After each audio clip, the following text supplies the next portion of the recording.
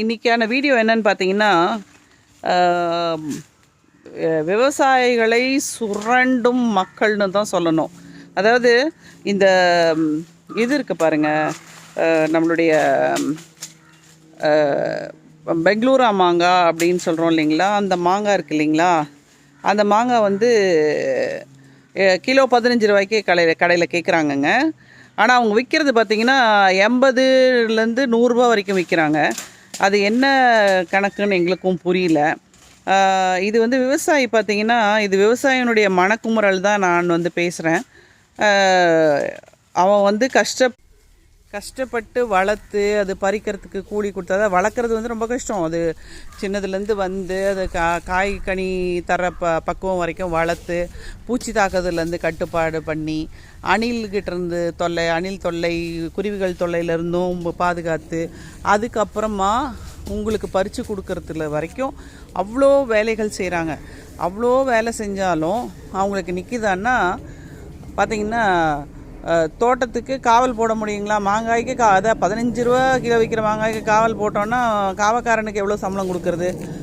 அவனுங்க வந்து பார்த்திங்கன்னா திருடனுங்க. அதைத்தான் மிஸ்டர் திருடனுக்கு வந்து நான் சொல்லிக்கிறது என்னென்னா, உன்னுடைய உழைப்பாளர் எதுவுமே இருக்கணும். உன்னோட உழைப்பால் வந்தது மட்டும்தான் உனக்கு நிற்கும். மக்கள்கிட்ட இருந்து, அதாவது விவசாய பெருமக்கள்கிட்ட இருந்து திருடுறத நிறுத்தணும் அப்படிங்கிறதுக்கான வீடியோ தான் இது. அவங்க அவ்வளோ கஷ்டப்பட்டு எந்த விதமான சுகத்தையும் அனுபவிக்காமல் வேலை செய்யக்கூடிய விவசாயிகளுக்கு வந்து அவங்க வளர்த்த செடியிலேருந்து திருடிட்டு போடுறதுங்கிறது அவங்களால தாங்கவே முடியாத ஒரு விஷயமா இருக்குங்க. அதை வந்து நீங்கள் தயவு செஞ்சு யார் திருடுனீங்கனாலும், திருட்டு மாங்காய் நல்லா இருக்கும்னு அதுக்கு ஒரு பழமொழி மாதிரி சொல்லிக்கிட்டு கல்லால் மாங்காய் அடிக்கிறது, கல்லால் மாங்காய் அடித்து வீட்டு ஜன்னல்லாம் உடச்சி போடுவாங்க.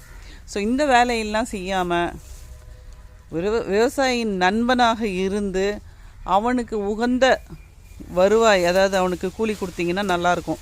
மாங்காய் அவன் விலை வச்சு கொடுக்கறதுக்கான நேர்மையான கூலி அவனுக்கு கிடைத்தாலே அவன் சந்தோஷப்படுவான். விவசாயியின் வயிறு எறிந்து நம்ம சாப்பிட்டோன்னா அது நல்லா இருக்குமான்னு யோசிச்சு பாருங்கள்.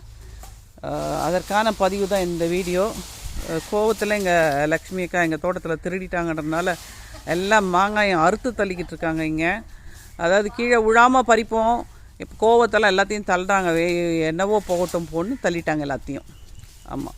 ஸோ நீங்களும் வந்து இனிமேல் யாராவது திருடுறாங்க அப்படின்னா, இல்லை விவசாயி வந்து நேரடியாக உங்ககிட்ட கொடுக்குறாங்கன்னா அவங்களுக்கு உரிய விலையை கொடுத்து வாங்கிக்கோங்க. அவங்கக்கிட்ட பார்கெயின் பண்ணாதீங்க.